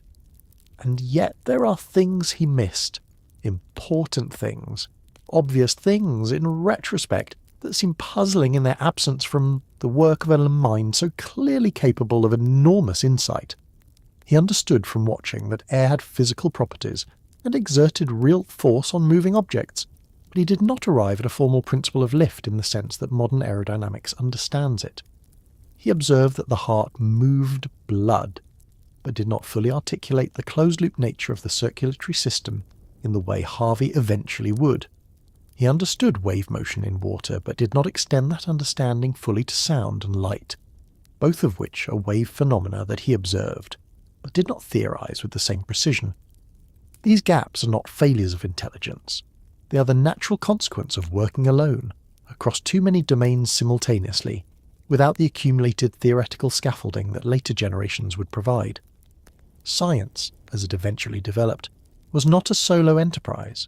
It was a collective one, each generation building on the work of the last, each discovery making the next one slightly more possible. Leonardo was working before most of that scaffolding existed, and he was building it himself as he went from scratch, in a notebook that no one read for centuries. There are also things that may simply have been beyond what observation alone could reach. The germ theory of disease, for example. Leonardo understood that plague spread through contact and through the air of crowded spaces, and his proposed city design incorporated principles that would reduce its spread. But he did not know about bacteria or viruses. He could not have known, because the technology needed to see them did not exist. The microscope would not be invented until the early 1600s, 80 years after his death, and the connection between microscopic organisms and infectious disease would not be established until the 19th century. No amount of patient observation with the naked eye could have crossed that particular gap. This is where Leonardo's story becomes something other than a simple tale of genius ahead of its time. It is also a story about the limits of what one person, however gifted, can do alone, and about the way knowledge accumulates across generations in ways that no single mind can shortcut. He was extraordinary. He was also, in the end, a man of his century, bounded by the tools and the information available to him, capable of seeing further than almost anyone around him, but not capable of seeing everything. That is not a diminishment. It is, if anything, a more interesting portrait than the legend of the man who predicted everything. It is the portrait of a human being doing something genuinely remarkable within genuine constraints, and doing it with a grace and a persistence and an intellectual courage that 5 centuries of distance have done nothing to diminish. For all that Leonardo left behind, the record of what he did not finish is almost as remarkable. The list of his incomplete projects is long and somewhat melancholy. The great bronze horse he spent years designing for the Duke of Milan was never cast. The Battle of Anghiari, a mural he painted for the Florentine City Hall, was abandoned mid-execution and eventually lost. The Adoration of the Magi, one of his most ambitious early paintings, was left at the underpainting stage and never completed. His anatomical treatise was never assembled into a publishable form. His book on water was never finished. His theoretical work on optics was never organized into a coherent text. He moved from project to project the way a mind moves through ideas, following curiosity rather than completion, and the unfinished work piled up around him like the evidence of a life lived entirely in forward motion.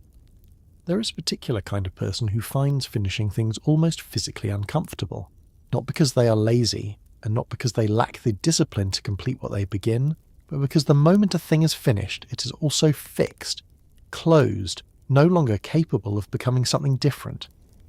While a project remains open, it can still surprise you. It can still reveal a new problem that opens into a new investigation. It can still change shape as your understanding of it deepens. Finishing something closes all of those possibilities at once, and for a mind as restlessly curious as Leonardo's, that closing may have felt like a kind of loss. His patrons found this quality maddening. Isabella d'Este, the Marchioness of Mantua, and one of the most cultured and persistent patrons of the Italian Renaissance, spent years trying to get Leonardo to finish a portrait she'd commissioned from him. Her letters to him and the replies she received from his associates paint a picture of a woman of considerable power and determination, politely but firmly asking a man of genius to please, at some point, deliver what he had promised, and being repeatedly met with the information that Leonardo was working on other things at the moment. The portrait was never completed.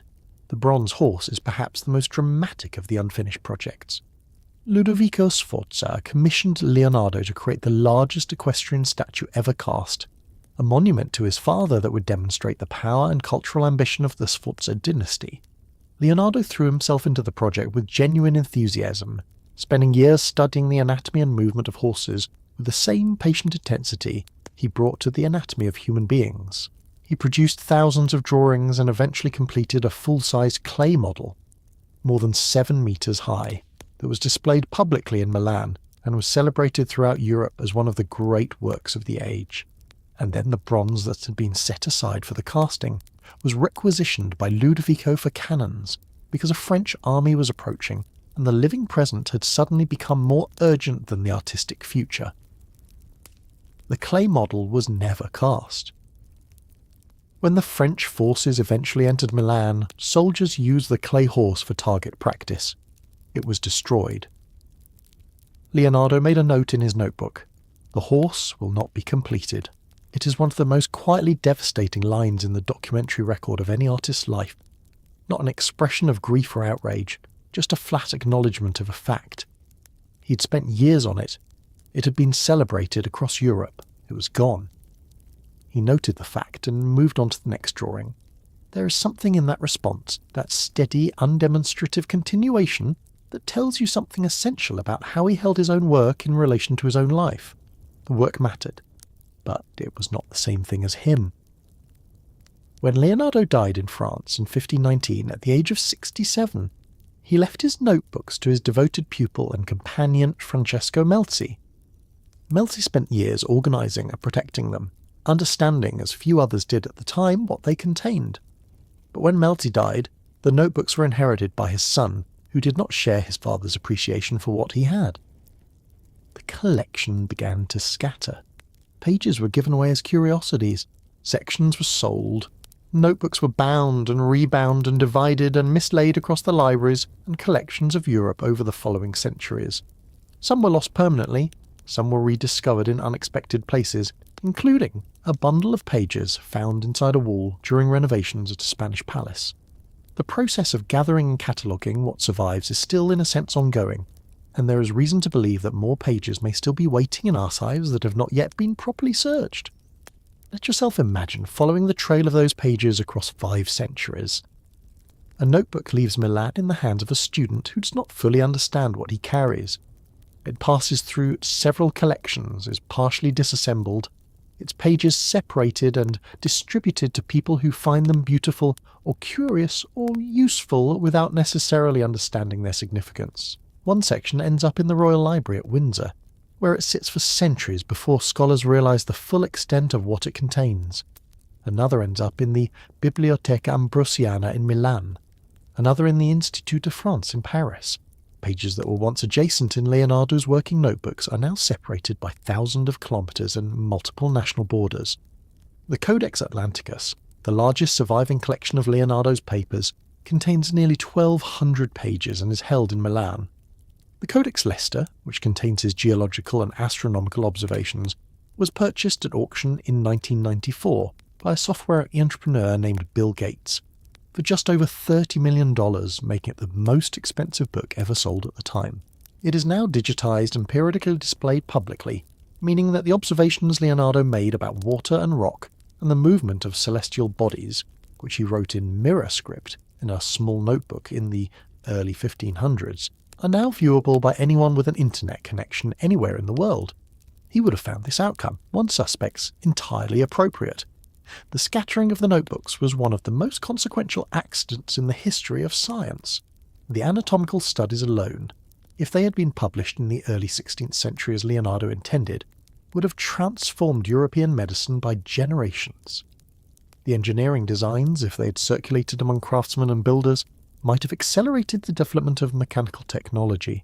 The geological observations, if they had been read by the right people at the right time, might have brought the concept of deep time into scientific discourse 2 centuries earlier than it arrived.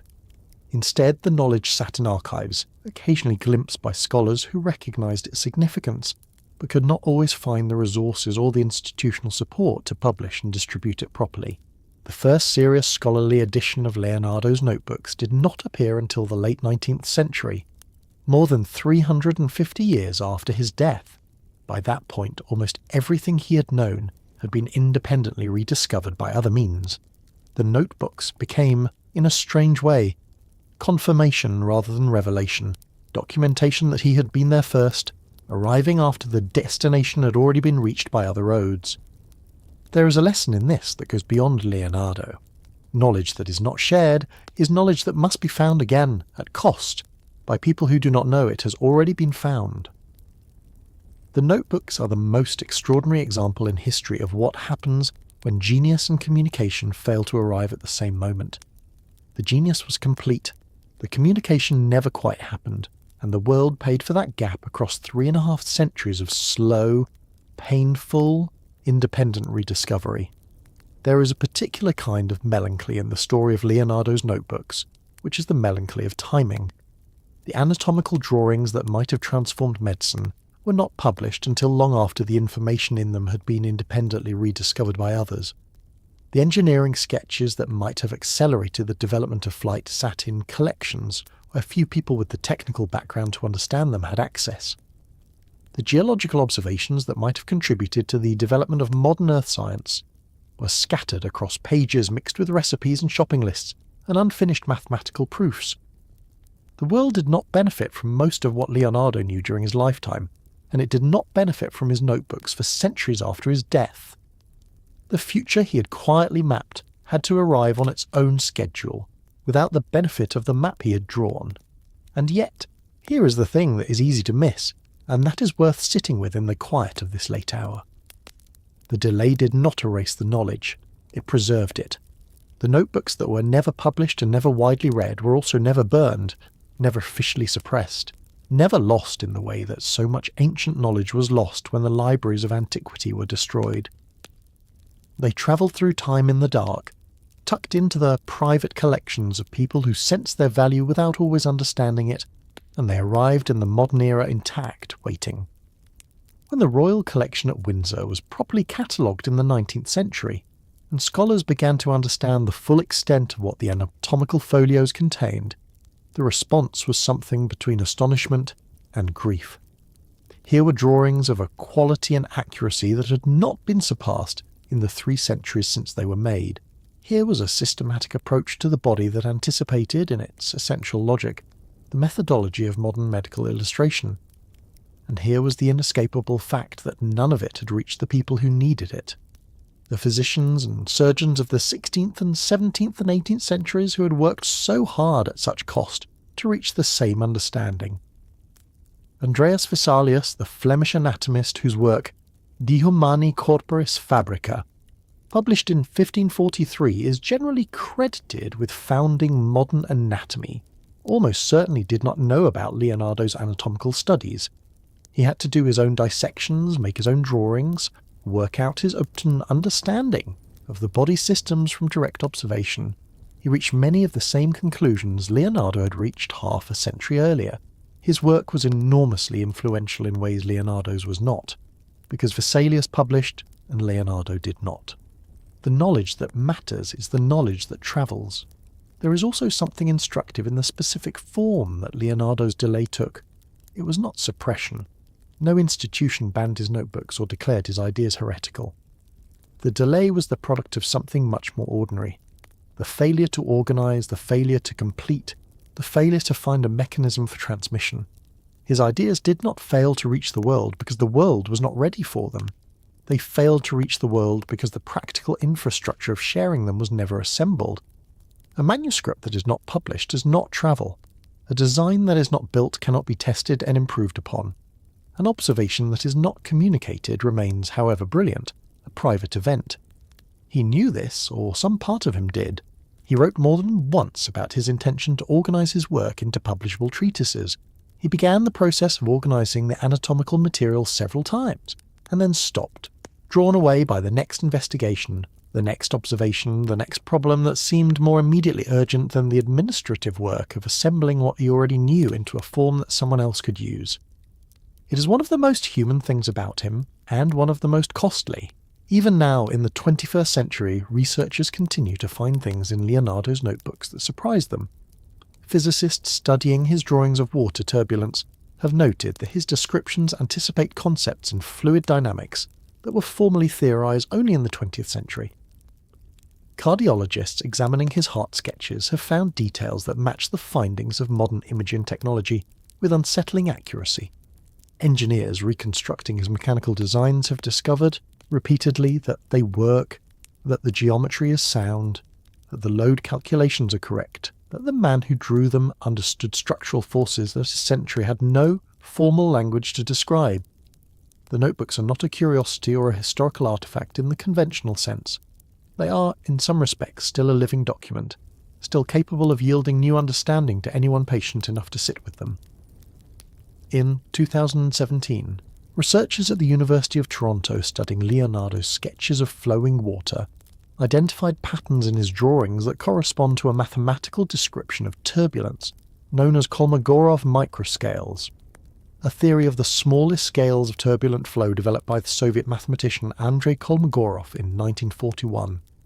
Leonardo had drawn by hand from observation in the early 1500s the visual equivalent of a mathematical relationship that would not be formally described for another 440 years. He had not derived it mathematically. He had seen it and drawn what he saw with sufficient precision that the mathematics could be recognized in his drawings half a millennium later. This is a remarkable thing to sit with, not because it makes Leonardo magical or inexplicable, but because it says something important about the relationship between careful observation and theoretical understanding. Kolmogorov arrived at his microscales through mathematics, through the formal apparatus of 20th century physics and fluid mechanics. Leonardo arrived at the same place through looking, through the patient, systematic, decade-long practice of watching water move and drawing what he saw with absolute fidelity. The two routes are entirely different. The destination is the same. In the field of cardiology, a study published in 2019 used modern imaging technology, including MRI and computational fluid dynamics modelling, to analyse the motion of blood through the aortic valve. The researchers compared their findings to Leonardo's sketches of the same valve, made from direct observation during dissections performed 5 centuries earlier. The match was, in the words of the study's authors, remarkable. The spiral motion of blood through the valve that Leonardo had drawn from looking at a stilled heart with his naked eye corresponded closely to the patterns revealed by the most sophisticated imaging technology available in the 21st century. There is something in this that resists easy summary. He was not guessing, he was not imagining. He was seeing something real, with extraordinary precision, and recording it with extraordinary fidelity. The fact that the tools of the 21st century can confirm what he saw with the tools of the 15th says something not only about the quality of his observation, but about the reliability of the method he used.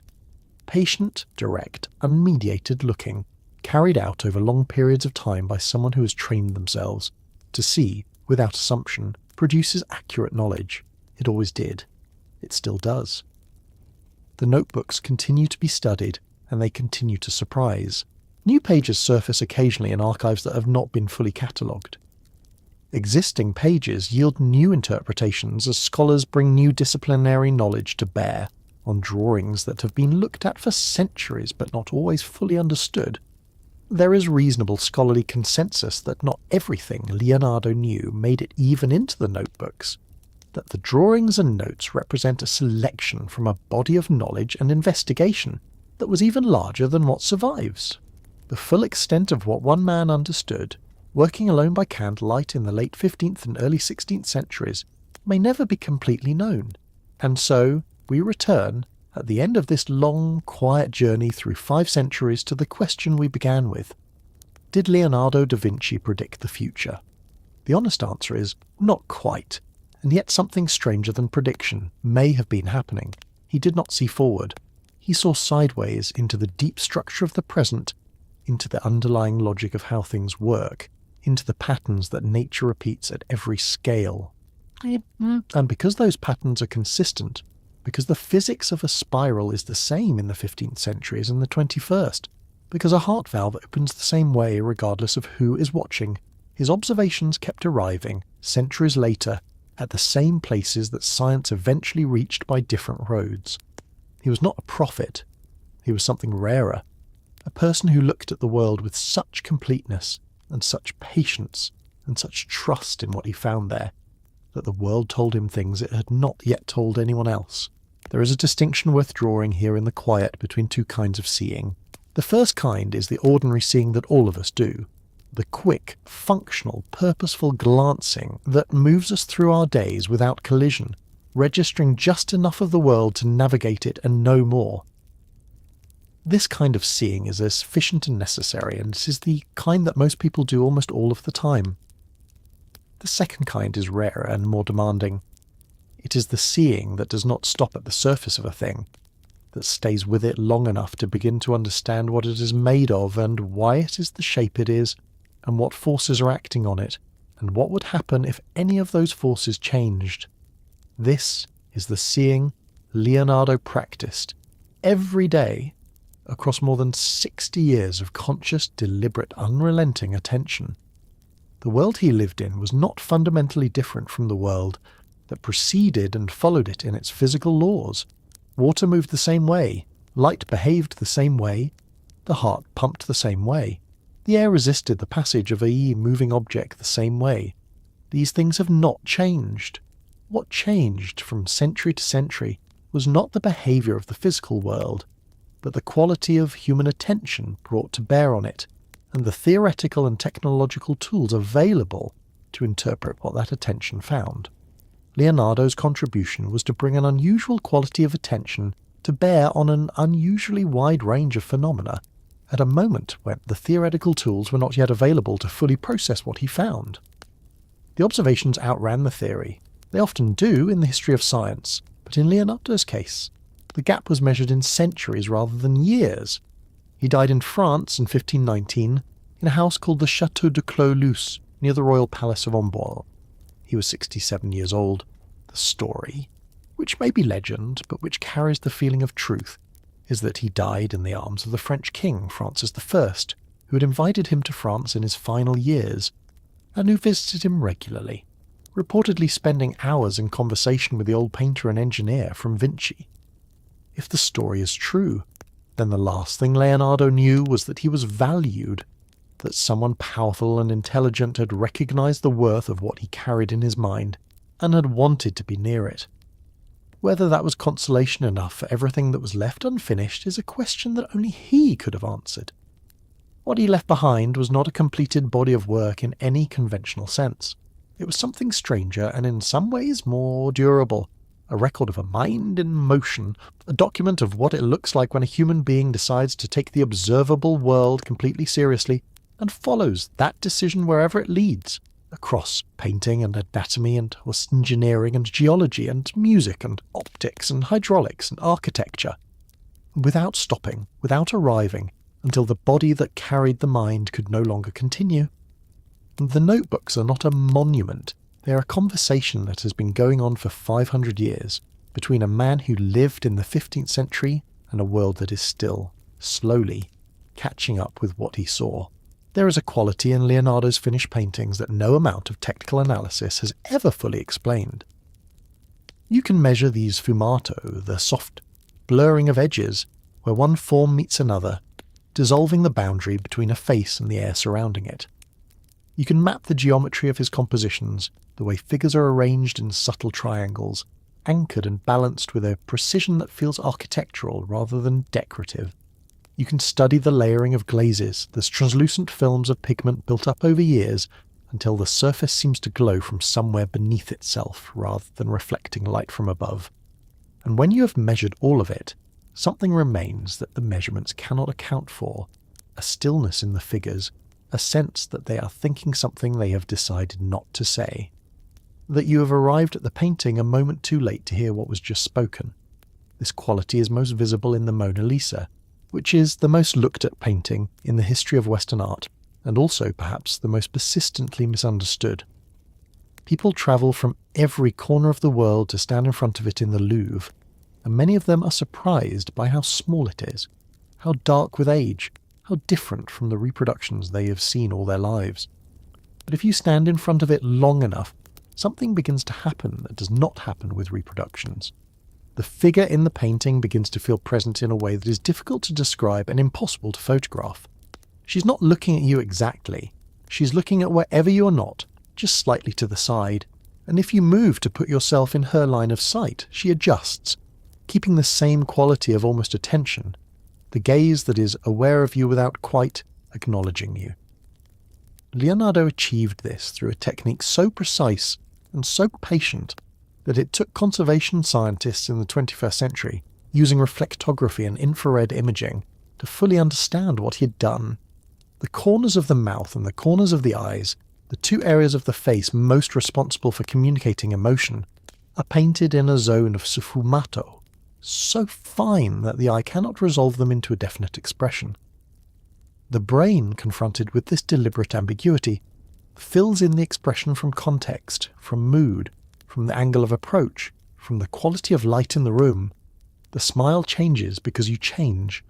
The painting is not expressing an emotion, it is generating one differently in every person who stands before it.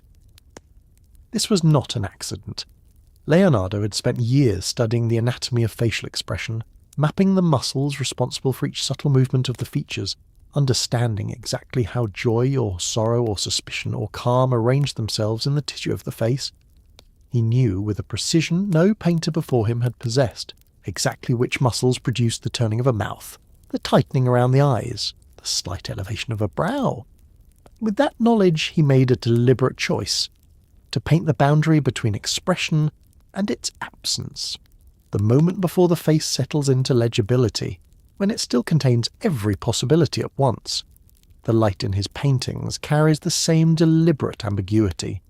It does not come from a single source the way light in most paintings of the period does, falling clearly from one direction and casting clean shadows. It seems to arrive from everywhere and nowhere simultaneously, soft and sourceless, the kind of light that exists in the hour just after sunset, when the sky is still bright but the sun has gone and shadows have lost their edges. He had observed that quality of light obsessively, filling notebooks with descriptions of how it changed the appearance of surfaces, how it made skin look different from stone, how it altered the apparent depth of a shadow depending on the distance of the observer. The result is paintings that do not age in the way that most paintings age. Not physically, though Leonardo's technique has in some cases made his surfaces more fragile than those of his contemporaries, but psychologically, you do not get used to them. You cannot exhaust them. Every time you return, the silence in the figures is still there, still holding something back, still waiting for a question you have not yet thought to ask. Among the many things Leonardo drew in his notebooks are maps, and among those maps are several that have surprised historians of cartography for their accuracy and their sophistication. He mapped the Arno Valley from an aerial perspective at a time when no human being had ever seen the earth from above, constructing a bird's-eye view of the Tuscan landscape from observations made entirely at ground level, triangulating distances and elevations with a precision that anticipates the principles of modern surveying. He mapped the town of Imola in 1402 with such geometric accuracy that modern GPS measurements have confirmed its proportions to within a margin that would satisfy a professional cartographer today. He was drawing the world the way it actually was, not the way inherited tradition said it should look. Let yourself picture the map of Imola for a moment.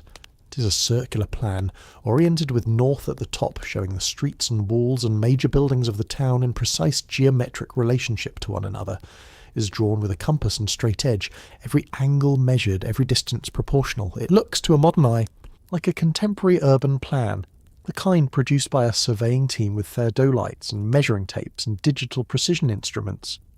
Leonardo produced it with a measuring wheel of his own construction, a device for counting distances by rolling along the ground, combined with a magnetic compass, and his own systematic method for recording the angles between landmarks. He had invented the tools he needed because the tools he needed did not yet exist. The Imola map was made in the service of Cesare Borgia, the ruthless and brilliant military commander who had hired Leonardo as his chief engineer and architect of military fortifications. Borgia needed accurate maps of the towns in his territory for strategic planning, and Leonardo provided them with a precision that no cartographer of the period had previously achieved. The maps were military intelligence in the most literal sense, accurate representations of physical reality that could inform decisions about siege positions, supply lines and defensive vulnerabilities.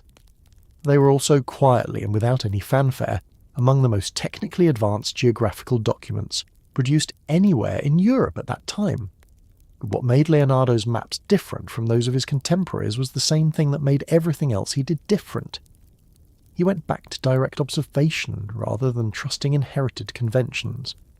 Medieval and early Renaissance maps were often more symbolic than geographic, representing the world as it was understood through theological and cultural tradition, rather than as it was measured by physical investigation. Towns were shown in elevation, as though painted on the face of the earth rather than viewed from above. Rivers ran in the directions that suited the composition rather than the directions they actually flowed. The maps told you what was important more than they told you where things were. Leonardo's maps told you where things were. He was not interested in symbolic representation. He was interested in accuracy, in the relationship between what a map showed and what a traveller or a soldier would actually find on the ground. This meant developing methods of measurement that were more systematic than anything in common use, and it meant being willing to show the world as it actually looked from above, a perspective that required the observer to mentally leave the ground and look down, to construct in the mind's eye a view that no living person had ever seen. The aerial perspective he used in his landscape maps anticipates, in its essential methodology, the techniques of modern aerial surveying and satellite mapping. He was constructing a view from an altitude he could never reach, using measurements taken at ground level through a process of geometric inference that is, in its principles, the same process used by modern cartographers working from survey data. He had understood, without ever leaving the Earth, what the Earth looked like from above, and he had drawn it accurately enough that 500 years later, with instruments he could not have imagined, we can confirm that he was right. In the refectory of Santa Maria delle Grazie in Milan, on a wall that has been slowly deteriorating for 5 centuries, there is a painting that changed the way Western art understood the human face. Leonardo spent 3 years on it, from around 1495 to 1498, and the process drove his patron to distraction. The prior of the monastery complained repeatedly that Leonardo would arrive at the refectory, stare at the wall for an hour without touching a brush, and then leave again without having done anything visible. Leonardo responded with characteristic composure that the greatest challenge in the work was not the painting of hands or drapery, or the architecture of the room, but the painting of the face of Judas, and that a mind capable of imagining sufficient villainy for that face was not a mind he wished to spend too much time cultivating in himself. This exchange tells you almost everything you need to know about how Leonardo understood the act of painting. He was not a craftsman applying pigment to a surface according to a plan he had already formed. He was a thinker using pigment as a medium of investigation, working out, in paint, problems that he had first encountered in anatomy and psychology and observation. The hours he spent staring at the blank wall were not wasted time. They were the essential part of the work, the part where the thinking happened, where he was holding in his mind the precise emotional state he needed to find in the face he was about to paint, testing different configurations of expression against his knowledge of what the muscles of the face could actually do. The Last Supper depicts the moment Christ announces that one of the 12 disciples will betray him. It is a moment of profound emotional disruption, and Leonardo painted it at the instant of maximum shock, when the announcement has just landed and the reactions have not yet settled into their final forms. Each of the 12 figures responds differently. Some recoil, some lean in, some look to their neighbours for confirmation of what they have just heard. Some reach out with a gesture that is half denial and half appeal. The emotional range across those 12 faces represents the most comprehensive study of human expression that any painter had yet attempted, and Leonardo achieved it by working from the same anatomical knowledge he had developed in his dissection rooms, understanding exactly which muscles were responsible for which movements, and then painting those muscles at the precise moment of their engagement. He also broke with tradition in a way that was technically radical. Previous versions of the Last Supper had placed Judas on the opposite side of the table from the other disciples, visually separated from the group, his isolation making him identifiable to even the least attentive viewer. Leonardo placed him among the others on the same side of the table, distinguished not by his position but by his expression and his posture. This slight backward lean, the hand closing around a small bag, the face turned partly away from the light. The identification required the viewer to look carefully, to read the emotional information in the body rather than relying on the conventional shorthand of physical separation. The painting began to deteriorate almost immediately, partly because Leonardo had used technique of his own devising rather than the conventional fresco method, applying temper and oil to a prepared wall surface rather than painting into wet plaster.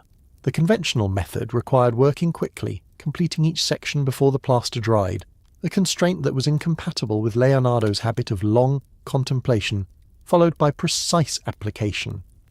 His method gave him more time and more control, but it was less durable, and the result has been a 5-century struggle to preserve what remains of what was once considered the greatest painting in the world. What survives, even in its damaged state, is enough. The emotional architecture of the composition, the way 12 individual responses to a single moment of revelation are arranged across a single wall, still communicates across the 5 centuries of deterioration and restoration. You can still read the shock in the faces, still feel the ripple of disruption moving outward from the still figure at the centre. Leonardo painted a moment in time so precisely that the moment has never quite ended. Sometime around 1490, Leonardo drew a figure that has become, in the 5 centuries since, perhaps the single most reproduced image in the history of Western art. You know it. A man, arms and legs extended in 2 superimposed positions, inscribed simultaneously within a circle and a square, the geometry of his body describing both forms at once, with an exactness that feels less like a drawing and more like a proof. He based it on a passage from the Roman architect Vitruvius, who had written in the 1st century that a well-proportioned human body, arms and legs extended, would touch the circumference of a perfect circle centred at the navel. Leonardo tested this. He drew it, and in the process of drawing it, he discovered something Vitruvius had not quite said, that the centre of the circle and the centre of the square are not the same point, that the geometry of the human body contains within it 2 different kinds of perfection simultaneously. Let yourself look at that image in your mind for a moment. The figure stands with feet together and arms extended horizontally, touching the sides of a square. Then the same figure, superimposed on the first, stands with legs spread and arms raised at an angle, and in this second position, the fingertips and the soles of the feet touch the circumference of a circle. The navel marks the centre of the circle. The groin marks the centre of the square.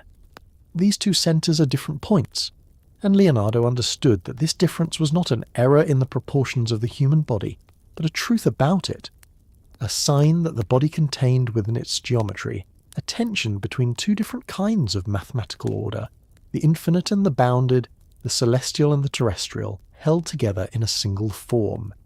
This is not mysticism. Or rather, it is not only mysticism. The proportional relationships Leonardo recorded in the Vitruvian man are real, measurable and consistent across human bodies within a normal range of variation. He had arrived at them through the same method he used for everything. Direct measurement conducted on many subjects over a long period of time, combined with careful mathematical analysis of the results. He had measured faces and hands and torsos and limbs with the same systematic patience he brought to the measurement of buildings and geological formations, looking for the ratios that kept appearing, the proportions that nature seemed to prefer. What he found, and what the drawing encodes, is a set of relationships between the parts of the human body that are genuinely approximate to simple mathematical ratios. The distance from the hairline to the bottom of the chin is roughly 1/10 of the total height. The distance from the wrist to the elbow equals the length of the foot. The outstretched arms span a width approximately equal to the height. These are not perfect relationships. Human bodies vary, but they are consistent enough to suggest that the body is organised according to principles that have something to do with the same mathematical patterns that appear elsewhere in nature, in the branching of trees, in the spiralling of shells, in the proportions of leaves.